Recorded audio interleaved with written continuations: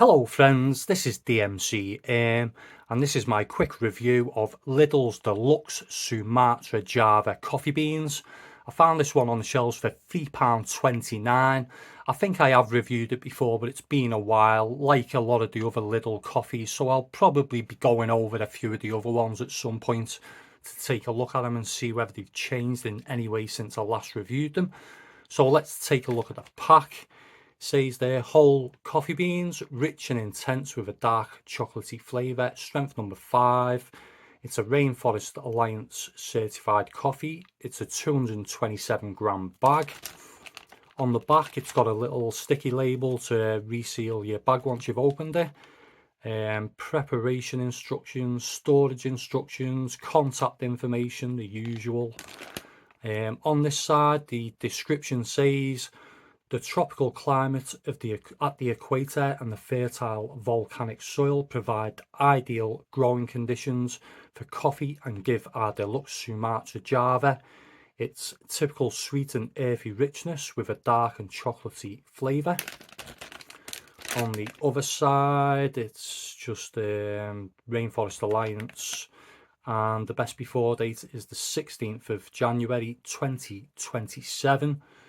So we're coming up to about a year left on the best before date on this one. It was probably 2 years when it was produced, so it's been on the shelves for a while, this one. So let's take a look at the beans. They look not too bad, a few broken beans and a few burnt edges there. The aroma is dark and chocolatey, it's rich, and there's a slight hint of smokiness and oiliness. Overall, it is a bit subdued, but it's pleasant enough, especially if you prefer a dark roast. The richness is a bit Lidl generic and is a bit of a downside, but let's get it in the grinder and see if things can keep going in a upward trajectory. So the ground coffee, and when ground, it's got a really nice bite to it and smells relatively fresh. The individual elements have sort of melded together and it's more sweet and smooth now, but I can't really pick up any obvious negatives so far. I was hoping the smokiness and oiliness would become a bit more prevalent, but it's disappeared a bit after grinding, which is a bit disappointing. So let's see if it returns in the taste. So let's make a cup and see.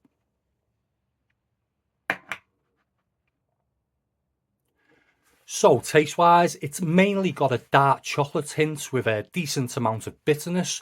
There's a smoky background hint, and I was even picking up a slight spiciness halfway through that continues to the finish along with the bitterness. But there's just something missing, and it's a strange coffee because it's a bit flavourless and watery with a thin, weakish body.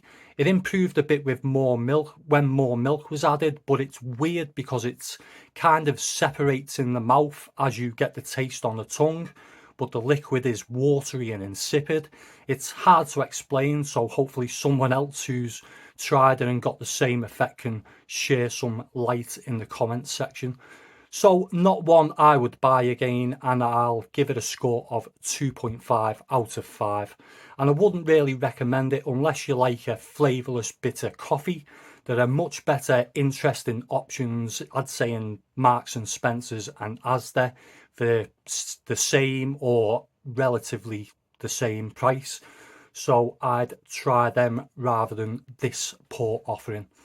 So that was my review, and I would really like to hear from anyone who has tried this coffee or any of the other Lidl coffees. Let me know what you think of them in the comments section below. If you like this video, give it a thumbs up, and if you want to see more coffee reviews in the future, subscribe to my channel. Thanks for watching. Bye for now.